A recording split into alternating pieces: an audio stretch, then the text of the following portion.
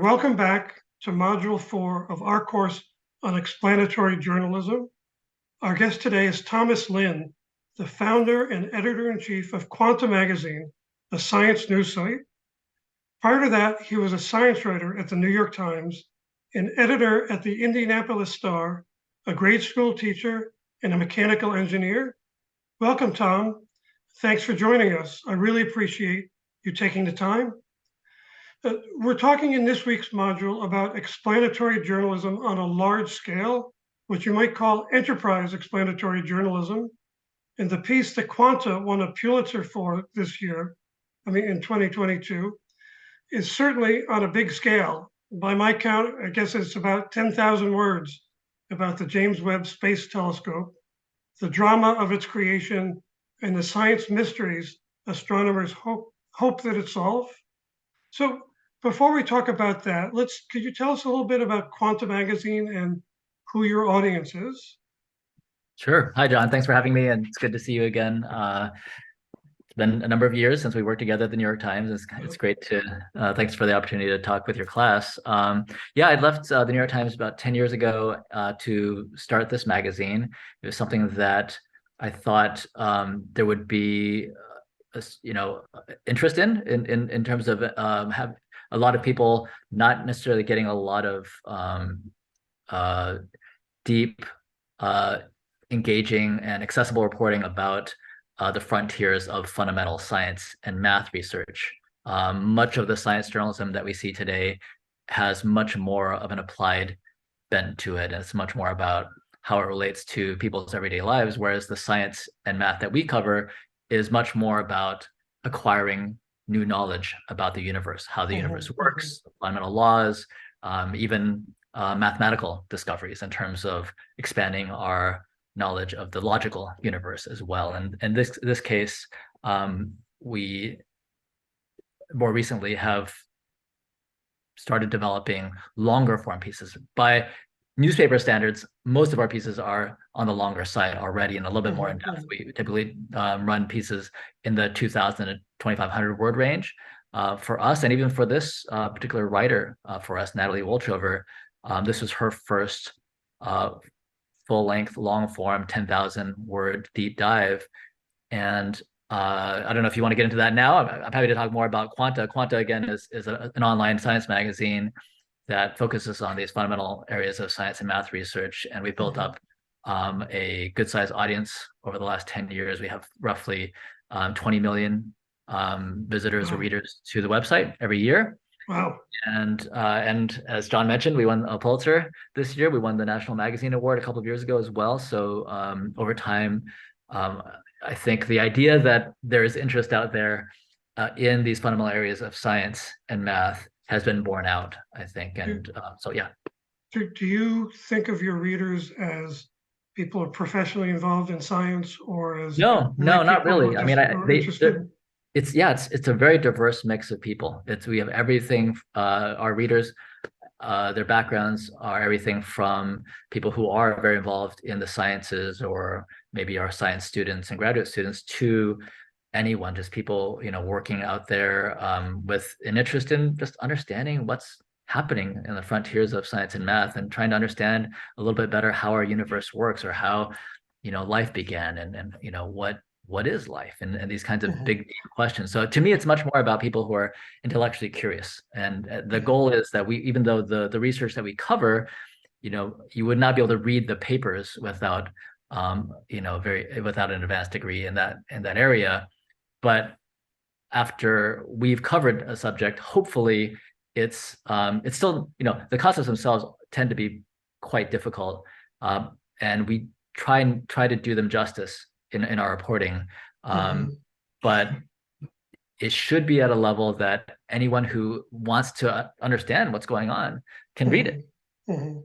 So you face the difficulty all the time of the balancing act between developing your expertise, or your writer's expertise, in a very challenging field, but being a translator and an explainer for people who are smart but not in that field. Right, very much so. And I think that every piece that we do, even though the majority of our pieces are what we call news features and they're about recent developments or big new advances or discoveries, there's always an explanatory component to Mhm. pretty much every piece we do. And then also we do these shorter pieces, which we call explainers, that are just explanations of a Mhm. concept or an idea or something relevant to a lot of the new work that's happening Mhm. today in research. Okay. The Pulitzer was given to the staff of the magazine, but was a special mention of the author, Natalie, who you talked about. Can you tell us about her background and what the rest of the citation was for the other members of the staff? Sure, happy to. So it was both a staff award with special recognition to the author, Natalie Wolchover, partly because everything we produce is a team effort, and the package itself, part of the package, the main piece was the written, 10,000 word Mhm. piece that Natalie produced, but there were also the infographics that Samuel Velasco made for the piece. There was also a mini documentary video Mhm. that Mhm. was widely watched as well across YouTube. That was part of the overall package. But Natalie, came up with the idea. She pitched it to her. I should mention that I was the top editor on this piece, and she had a direct story editor. So she pitched it first to her editor, and they brought Mhm. it to me.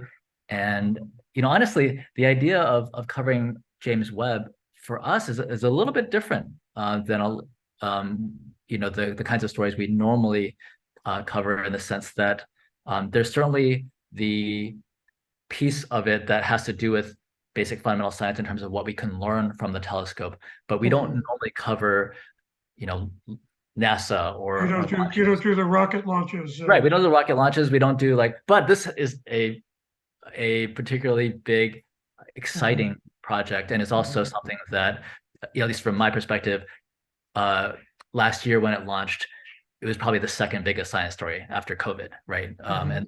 And it, the level of interest out there, people like me got up early on Christmas morning to watch the launch, and then for weeks after, or for well, certainly throughout that day, and then for the days after and weeks, as the telescope step by step unfolded and Mhm. arrived at its destination, and unfolded and prepared for its observations.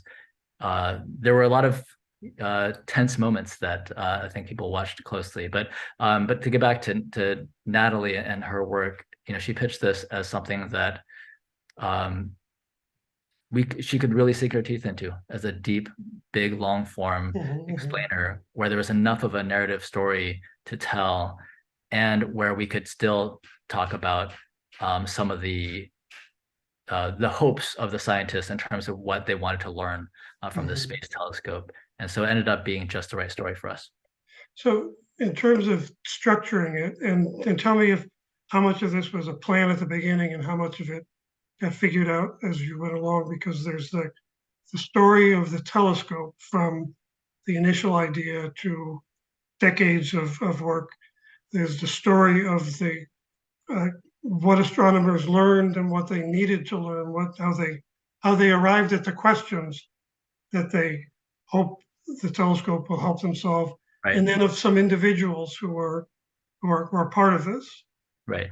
I think that was, genius on the part of Natalie to come up with the structure of the story. I think the story of the telescope itself is quite dramatic, and there were, many times in its, decades of in development where the project could have been scrapped, right? Where there could have the funding might not have been there, or didn't want, there was not necessarily a desire to keep funding something that was way over budget, taking Mhm. too long, where I think it was 15 years late and $8 billion over budget or something like exactly, that. exactly. And so uh, the fact that they even got to the finish line was you know was not a foregone conclusion, and the fact that we learned that there was a high chance, and we weren't even sure it would happen, right? But we thought what we heard was that there was a very good chance that it would launch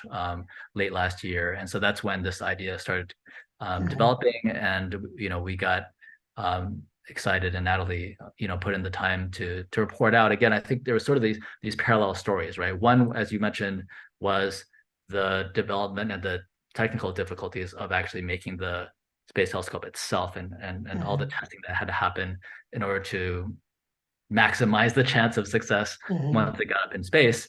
And then there's also the other piece, which even as the idea for the telescope came even before Hubble was launched, right? This is the successor to Hubble. The James Webb Space Telescope, it was a successor to Hubble, but people were already thinking about James Webb before Hubble was launched. And then as they started building out the telescope over these past few decades, the science that astronomers and astrophysicists learned and cosmologists learned over that time actually fueled the scientific sort of questions that they wanted to answer. So it's interesting that they didn't necessarily know all the questions they wanted to ask or that they wanted to answer at the beginning of the project, but they knew that they needed a more precise infrared space telescope in order to go beyond what Hubble could do.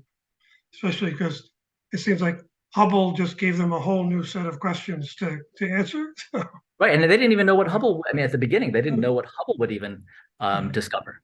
But then, as Hubble started coming back with these amazing deep field images, looking at dark patches of the sky and seeing galaxies that we had never seen before, that only fueled interest in James Webb.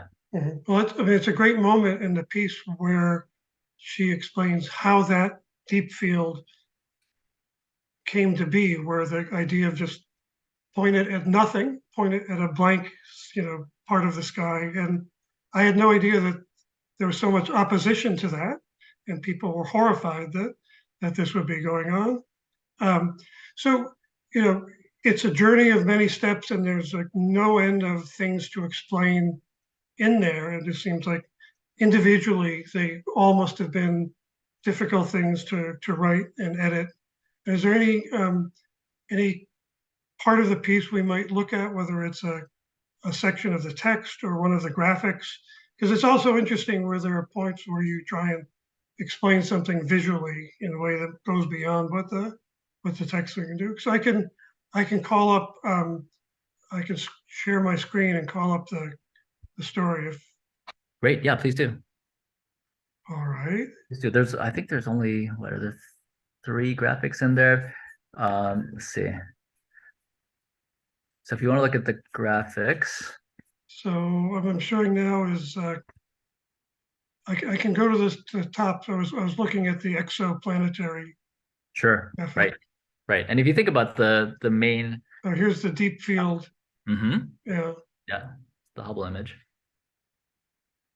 So here's the growth of the cosmic structure, which I think may be the most complicated graphic in the piece.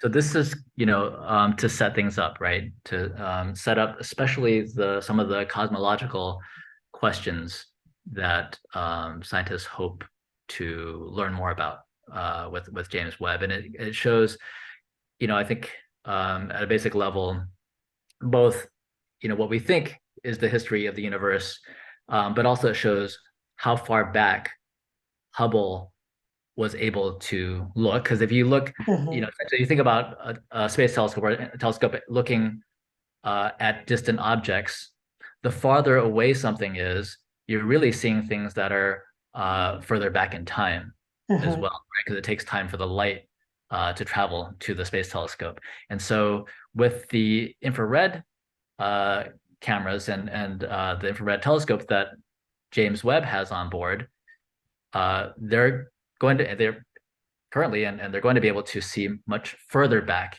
in time at even more distant objects, partly because it's able to detect infrared wavelengths. And as you can see in this graphic, as the light travels over longer distances, the wavelength gets stretched out and becomes a longer infrared wavelength. And so you need an infrared telescope in order to detect that light. Mhm. And also you need, bigger mirrors, all the things that James Webb does that Hubble couldn't. So this shows how much further back the Webb telescope, 50 million years after the Big Bang compared to The 500 500, million years. Yeah, exactly. yeah, yeah. Right. So just at a glance, hopefully that sets in readers' minds what it is, what some of the cosmological questions are, and also what it is that James Webb can do, again, that Hubble couldn't. Mhm, mhm. So were these suggested by Natalie or the graphic staff or the editor? How did you decide what to do in text and what to do visually in terms of Right. explaining? Typically, that's a joint discussion between the writer, the editor, and the graphics editor. And really, as everybody reads the draft and thinks about, just as you said, what is it that you want to that you want to be able to quickly visually explain for readers, and be able to get at a glance in order to help move the narrative along. And so you can hopefully that this image of um, the history of the universe and what James Webb can do becomes imprinted in the reader's mind, and then you can move forward and then add on to that, um, Mhm, that basic knowledge that hopefully you've made that much easier to mhm, visualize in mhm. people's minds. Yeah. So were there any points you remember as like just being really, really hard to explain, just that you, whether Natalie got stuck on something or trying to turn something into a graphic was particularly naughty, and just like how did you work through that? The interesting thing about this story is that the science itself, for us, was easier to explain than most pieces that we do, Uh-huh. which is not to say that as a whole. I think what made this challenging was the scope of and the ambition, that Mhm. the ambitious nature of telling this big story and getting all the details right and having so many different storylines and concepts that you want to weave together. I think that was more of the challenge of a piece like this. And then Mhm. also bringing in the great story of the mother and daughter, Natalie and Natasha Batala, right? And bringing that, making that part of the narrative and making them central characters in this. But in terms of the science itself, I mean, I think the reason for this wasn't that hard for us to explain, in terms of some of the science, is that we've covered a lot of these concepts before. We've covered Mhm. questions of the cosmic expansion rate. We've covered sort of some of the more fundamental questions about exoplanet atmospheres and how you Mhm. might try to detect signs of Mhm. life by looking at spectrographs of light passing through exoplanet atmospheres.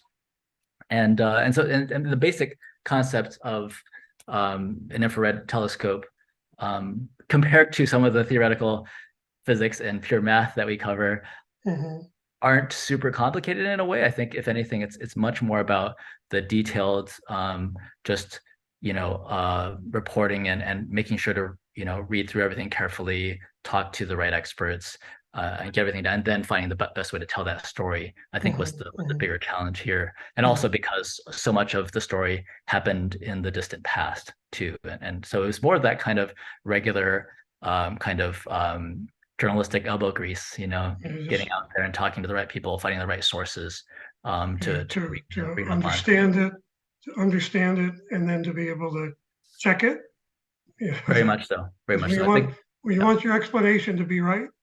Yeah. absolutely. I mean, I think, I think for quanta specifically, I mean, our calling card is scientific accuracy, right? We want to tell a Mhm. good story. We want to be accurate, and not just accurate on some, basic level, but also capturing some of the nuances of Mhm. the work or the ideas, and also making sure to mention the caveats too. What is it that we know? What is it that we don't know?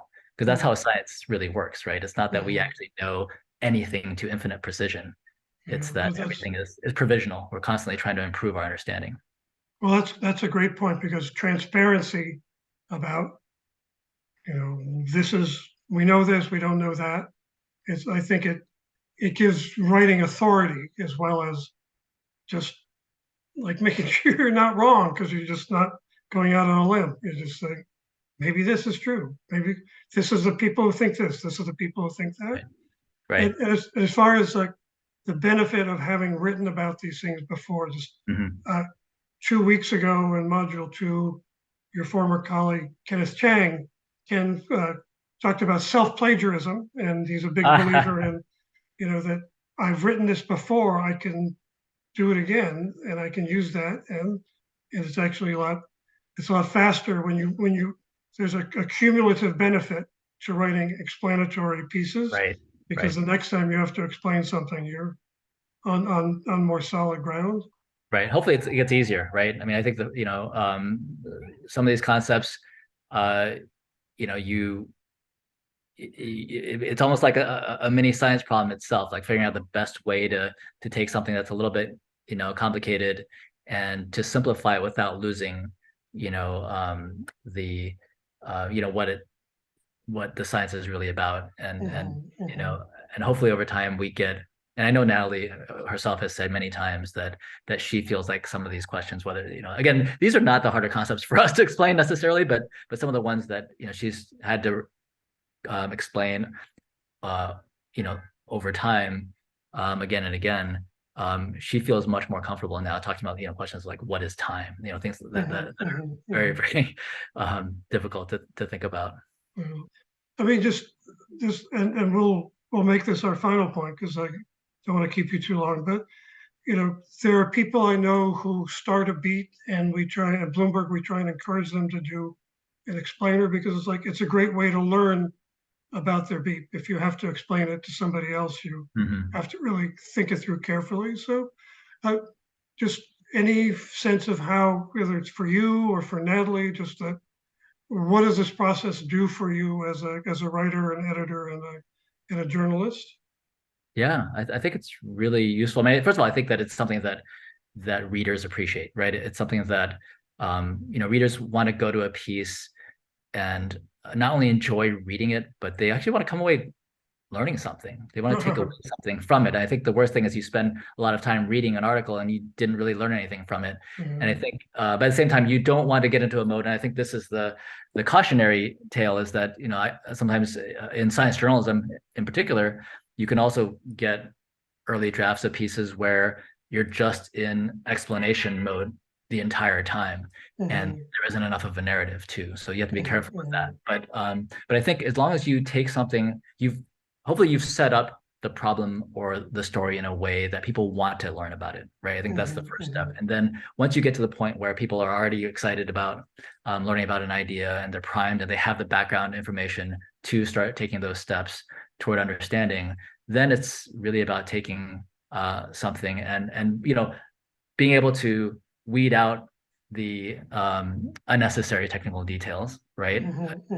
And focus on the main concepts. Like, what do you need to understand to move forward in the story, and making sure that's as clear as possible in people's minds, and hopefully something they can visualize. Maybe you need a graphic, right, to help with that in some cases, and then you can move forward. And hopefully some of those explanations are embedded in the narrative, so you're not in this very static kind of mode of just exposition, just explaining concepts or defining concepts. Hopefully it's just part of the storytelling. And ideally, in science journalism in particular, there's always a good story. Any discovery, there are always challenges. There's always tension. There's always, problems that people face. And then there's that, sort of moment of discovery and the, sort of excitement about that. And then sometimes there are questions, and there's, extra sort of debates or tension or controversy around them. But there's always a good story there. And then the explanations, are an important piece of that, because you don't want people just to come away with a headline, right? You wanted people to get a little bit of a deeper sense of what it is that we're learning about the universe in this case. So just to summarize a couple of points of you have to catch people's interest and give them a reason to care about this. You want to go through the basics, but you do that. If you tie it to a narrative, then there's a purpose for the explanation. The explanation served to, for a larger scale piece, the explanation served to move a narrative along. And then finally, you need to give enough of the stuff that people feel like they they got the meat and potatoes. It just wasn't dessert. Um, Very much, and very much. and then also not getting too deep, telling them significant information without getting too deep in the weeds, and always finding that balance between. Right, or at least build towards something, right? I mean, Mhm, you can go pretty deep into a subject, and I think a mistake that some publications make is that they sort of assume that readers don't want to know more, or that they're afraid of going too deep. But I think as long as you set things up properly, take people by the hand and walk them through something in a way that anyone can understand. I think it just takes a little bit of time to break down the concept and map out, like, how do you get from A to B to C in your story. mhm, That can be done. And I think what you said before was really helpful in terms of, maybe if you're doing this kind of explanatory journalism, start small, right? Especially if it's an area that's newer to you. Maybe if you've been covering something for a long time, great, go do a big explanatory mhm, piece. mhm, But if you're kind of new to a subject, start smaller and then build up toward these bigger pieces, because over time you're going to gain that experience and confidence, and you're going to get better at explaining concepts. You're going to find the right analogies and metaphors, but also you're going to capture the nuances better. Because I think another pitfall is that you don't want to do an explainer where it's easy for someone to see through mhm, you haven't done your homework, right? You've got to do mhm. your, make sure you know what you're talking about. Yeah. So, and since this subject of the space telescope and cosmology is all about time and the accumulation of knowledge over vast distances and vast eras, that it's great to see that what Natalie has done, and I think you said 10 years she's been Yes, at Quanta, yes, and to put everything you do can be useful someday for some other piece. So it's absolutely. No, I think honestly, I mean, I don't, this is in no way, um, uh, you know, this is, I think this is true of anyone, right? In terms of your development as a journalist or as a writer. But I don't know that this piece would have been as easy for Natalie to write, 5 or 10 years ago, right? I think it in some ways is a culmination of a lot of her amazing journalism over the past 10 years that's built toward being able to do a big, ambitious piece like this. And so, yeah, I think, these things don't, happen overnight, right? And I think you and I have been around a little while, and I think, you know, um, hopefully you're constantly open to learning, and you're, sort of building on past experience and your past reporting. And I think, something like this is certainly just like if you are doing any kind of big project, taking it, one piece at a time and building up mhm, mhm, toward mhm. it, really helps. So Okay. Well, that's all great advice, and it really is it's an amazing piece. It's a great accomplishment. So thank congratulations to you guys again. thank you, John. So, and thank you for your time. Okay, take care. Thanks so much.